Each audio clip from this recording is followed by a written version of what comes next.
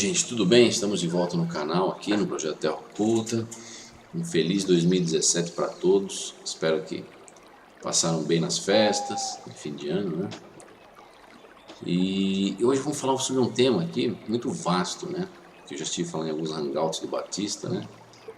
Mas esse tema é sobre a correlação ufológica do paranormal com as linhas ley, ou ley lines em inglês, mais as antigas construções megalíticas de templos antigos, né? Existe uma correlação, né, entre esses tópicos, né? Bom, para começar, como a gente já sabe, tudo no universo é elétrico, em natureza, e temos uma espécie de eletromagnetismo em tudo, mas em escala subatômica, né? Assim, então, como temos, por exemplo, nossos chakras, né, que são pontos interdimensionais de troca de energia, né, que muitas doutrinas antigas chamam essa energia de prana, né, a energia da vida, que dá a vida, né, que fornece a vida, o fluido vital, né. O planeta Terra também o possui, né. Então há esse fluir de energia entre duas realidades paralelas, né, hiperdimensionais, né.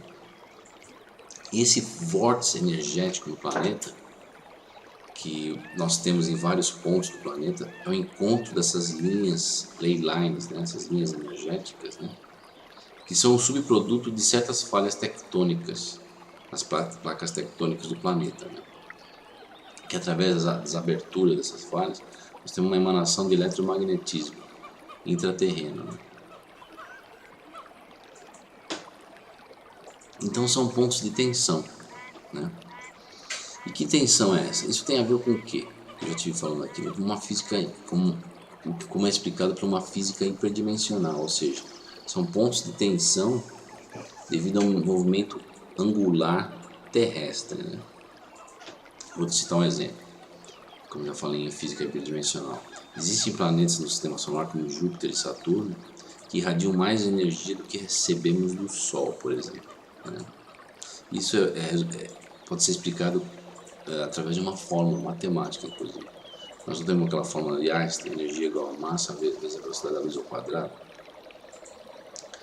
Então, a luminosidade interna desse planeta, né, desses objetos celestiais, ela depende de um parâmetro físico, que é o momento total do sistema angular, ou seja, os corpos celestes, mais todos os satélites em órbita, por exemplo, de Júpiter, né, é dado por uma fórmula que é L igual a mr ao quadrado. L é o momento angular do sistema total e m é a massa de um individual, né, desses corpos celestes, né, a uma distância r, que é a partir do centro da rotação, né, que é o raio, né. Então, antes de eu estar falando sobre essa correlação entre o fenômeno ufológico, né, e essas linhas energéticas do planeta, a gente tem que comentar que há até uma ideia bem básica, assim, para termos uma ideia de como isso funciona.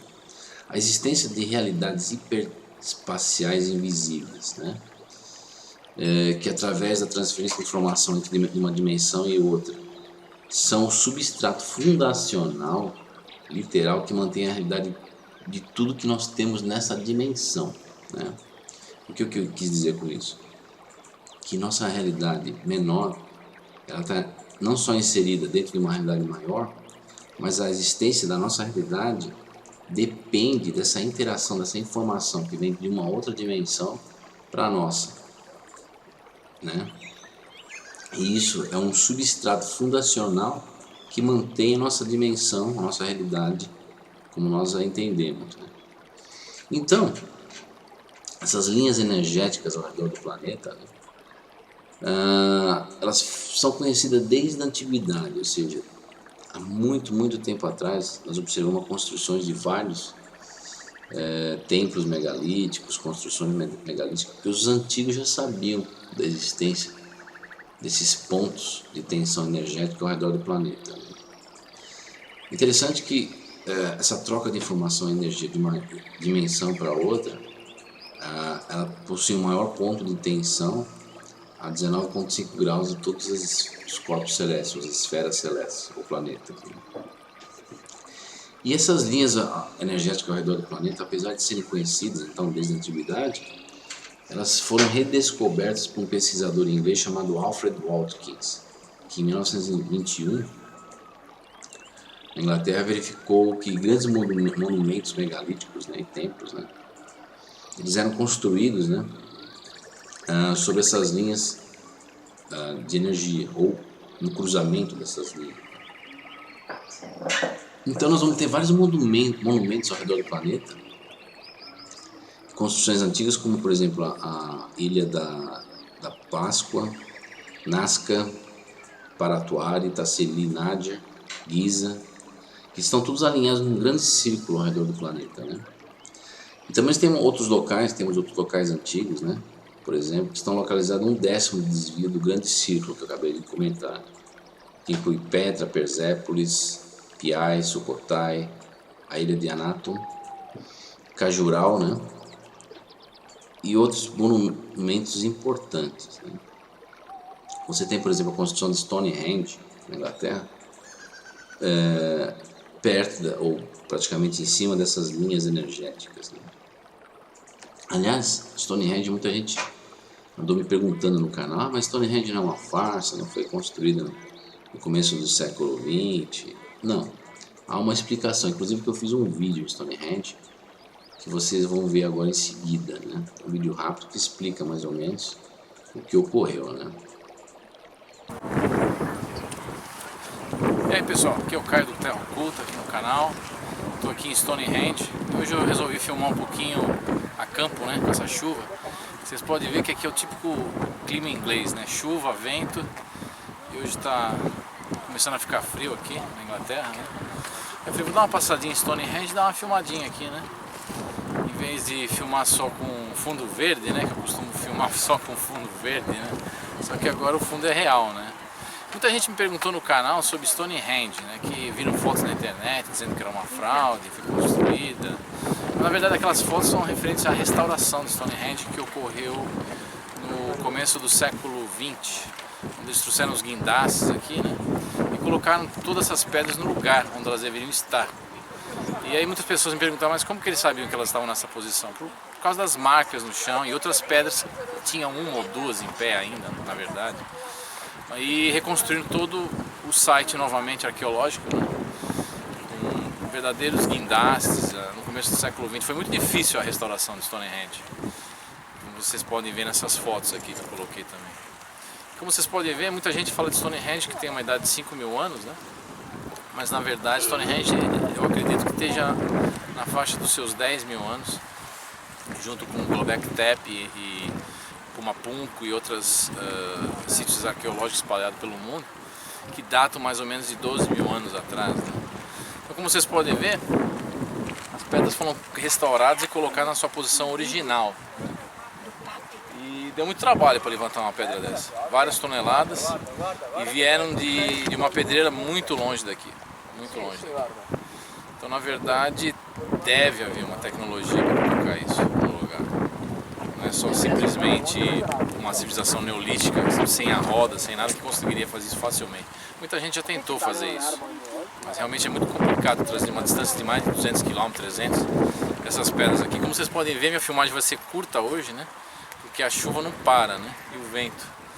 E nessa área aqui também, que eu vou dar uma girada com a câmera daqui a pouco, é uma área que a gente encontra muito os círculos agrícolas, ou os crop circles, né? Perto da região de Wiltshire também, que fica mais para lá, né? E Stonehenge está construído numa linha energética que chama Ley Line, né? Então é uma linha energética que se cruza, são linhas energéticas que cruzam ao redor do planeta. E quando elas se cruzam, formam esses vórtices energéticos. E os antigos sabiam dessas energias do planeta e construíram esses monumentos nessas linhas energéticas, né? Então é isso aí, gente. Vamos dar uma olhadinha aqui em Stonehenge. Vamos dar uma volta, vamos ver por aí, né? Então até mais, gente. O estudo dessa interação energética, então, espacial e temporal dessas linhas Então seguem ideias tradicionais dos antigos mestres chineses, né? De mais de 4.000 anos, por exemplo, atrás. Que aí nós vamos ter o que? Estudos de perspectivas, de forças que permeiam e regem e dão forma à nossa realidade, por exemplo. Que faz parte, como eu falei, de uma realidade maior, né? Podemos encontrar essas linhas comentadas, né, em linhas de pensamento, olha que interessante, sobre o Feng Shui, ou Feng Shui, né, que se preocupa de como certas forças, né, como o Qi, se interagem e afetam aonde moramos e vivemos, né. Aí muitas pessoas vão falar assim, mas o que tem a ver o Feng Shui com UFO e monumentos megalíticos, né? Bom, tem tudo a ver, né? Essas ideias chinesas, ao meu ver, acabam trazendo uma luz ao fenômeno ufológico paranormal, que eu acredito, né, que se origina em um outro tempo e espaço, né, uma outra realidade maior que abrange, como eu falei, a nossa realidade, que é uma pálida imagem espelhada e incompleta dessa realidade maior, né. Aí eu acabei comentando sobre o Qi, né, que é uma interação de informação de uma realidade para outra. E o que seria o Qi, né? O Qi, em japonês, é uma força cósmica, né? Que segundo a cultura tradicional chinesa também, criou e permeia todo o universo. Seria o fluido universal, assim dizer. É uma energia quântica que mantém a matéria como nós a conhecemos, né? E nós devemos sempre saber, como o Feng Shui fala, né? O Feng Shui, né? Fala que existem cargas positivas ou negativas, forças positivas ou negativas. E essas linhas energéticas também trabalham sobre essa perspectiva, né? Então você tem inclusive essa dualidade sendo simbolizada o quê? No Yang e no Yin chinês, né? Agora o mais interessante da história toda é que nas antigas tradições chinesas você tem o que se conhece como Xuan Kong Feng Xin, ou estrelas voadoras do tempo e espaço, né? É muito aplicado no Feng Shui e amplamente utilizada na Ásia essa ideia. E é muito difícil, é complexo, né? Até difícil de traduzir esses termos, né? Que se tornou conhecido somente agora no começo do século XX. Né? Em chinês, Xuan significa tempo, Kong significa espaço. A técnica das estrelas voadoras chamada Xuan Kong Feng Xin, que pode ser traduzida como estrelas voadoras do tempo, né, está dentro de um contexto da palavra estrela, né, que é sinônimo de Qi, que se referia à característica vibracional do ambiente. Ou seja, tudo na natureza vibra, né, e são características dinâmicas, né, ou seja, movimentos de tempos em tempos, né, no espaço, né, e como eu falei, ao longo do tempo. Então, no início da década de 20, o mestre Shen Zhu Nai começou a escrever um livro chamado Shen Shi Quan Kong, né, que estuda essa correlação entre o tempo e o espaço, né, e ele acabou criando certos padrões, né, de estudos, né, práticos, né, anotações, que vêm demonstrar essa interação energética entre no tempo e no espaço da nossa realidade com essa outra realidade maior. Mas infelizmente ele acabou não escrevendo o livro todo, né? Ele acabou falecendo nessa época, nos anos 20, né? Mas o seu trabalho acabou sendo concluído por seus discípulos em 1927. Que agora as pessoas usam muito na China para construir suas casas ou construções baseadas nessas ideias de posições, nessas ideias desse fluir de energia de uma realidade para outra e as posições de suas construções no tempo e no espaço, né?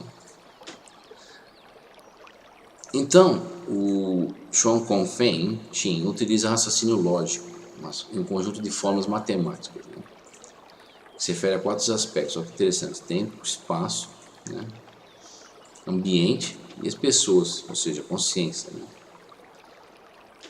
E examina como a influência vibracional do ambiente e do espaço produzido pelo homem age sobre a sua saúde, né, e a prosperidade das pessoas ao longo do tempo. Quer dizer, há uma análise dessa inter-relação e isso é passado aqui para a nossa realidade, como isso nos afeta.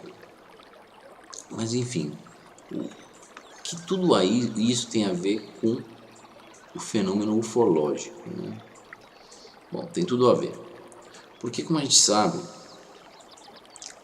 estatisticamente notou-se o quê? Que a maioria das aparições ufológicas, né, elas se concentram perto dessas linhas laser, ou ley lines, né? E geralmente perto onde elas se cruzam, né? Isso inclui os fenômenos paranormais, né? Como por exemplo, posso citar na obra de Maurice Cross, que relata o caso do poltergeist de Enfield, né? E também essa correlação está inclusa em 95% dos casos de abduções pelos supostos cinzas ou greys, que ocorrem perto dessas linhas de cunho negativo energético, né? Você tem as de positivo e negativo. Inclusive a fenomenologia UFO, que ocorre perto das linhas que carregam uma energia positiva, está correlacionado com o quê? Com aquelas bolas luminosas laranjas que muitas vezes nós observamos, né?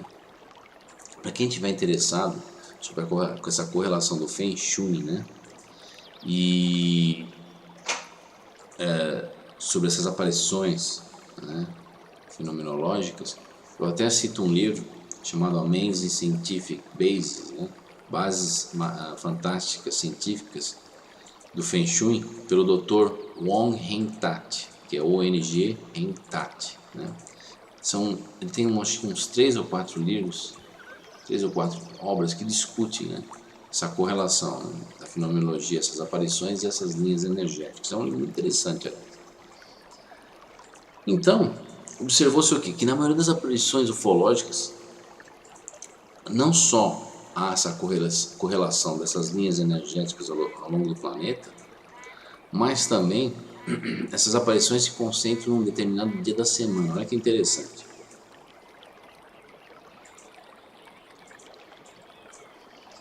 Que por tempos em tempos, né, ocorre, né, em um determinado local. Geralmente se concentra em um estado de um país, depois muda para um estado seguinte, né.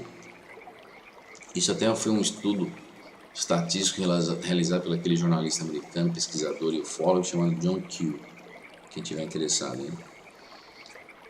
E até Keel falava o seguinte, até vou citar uma ideia que ele colocou em seu estudo, que ele fala o seguinte: eles não só se concentram suas atividades nas noites de quarta-feira, né, os UFOs, né, eles também cuidadosamente exploram nossos estados metodicamente de fronteira para fronteira. Aí ele fala o seguinte: isso soa como um trabalho de marcianos ou extraterrestres estranhos? Ou isso parece o trabalho de alguém que está usando nossos mapas e calendários? E, portanto, pode saber muito sobre nós mesmo sabendo pouco sobre eles. John Keel. É interessante porque o que nós podemos resumir de tudo isso? Que essa fenomenologia ela ocorre de uma realidade maior para a nossa. Há uma materialização, uma troca de informação dessa realidade para a nossa. Então, eles se utilizam dessas linhas energéticas para se manifestarem na nossa realidade. Assim como o crop circle, ou círculos agrícolas. Eles ocorrem em certas áreas onde você há maior incidência, onde ocorre a maior incidência de água subterrânea, ou os lençóis freáticos, né? E conjuntamente com a existência dessas linhas, lines ou linhas energéticas, né? Então parece que há necessidade da utilização dessa intrínseca rede de linhas energéticas para que haja manifestação ufológica paranormal, ou seja, essa correlação de tempo, espaço e informação entre duas realidades está correlacionado com isso. Enfim, o que nota-se também é que isso ocorre em uma determinada época do ano ou da semana, ou seja, não ocorre com grande quantidade em outros dias, por exemplo. Há um determinado padrão que ocorre essas manifestações, que inclusive já foram estudados e catalogados por vários pesquisadores. Então é isso aí, gente. Então, inclusive, aliás, antes de eu terminar, eu queria colocar também, como eu já coloquei em alguns hangouts, que algumas abduções ufológicas, esses seres ditos alienígenas, muitas vezes comentam com as pessoas que eles abduzem, ou perguntam, né, como certos casos que ocorreram nos Estados Unidos nos anos 60, eles perguntam aos abduzidos em que ciclo temporal eles se encontram. Isso você pode encontrar naquela obra de Jacques Vallée, que chama Passaporte Pamagônico, né? É muito interessante esses comentários dos abduzidos, porque isso vem provar o quê? Que é um fenômeno espaço-temporal, né? E que se manifesta de uma realidade para outra. E para terminar, às vezes nós observamos essas pseudonaves, os objetos que se manifestam, que se materializam, eles mudam de forma constante no ar, provando o quê?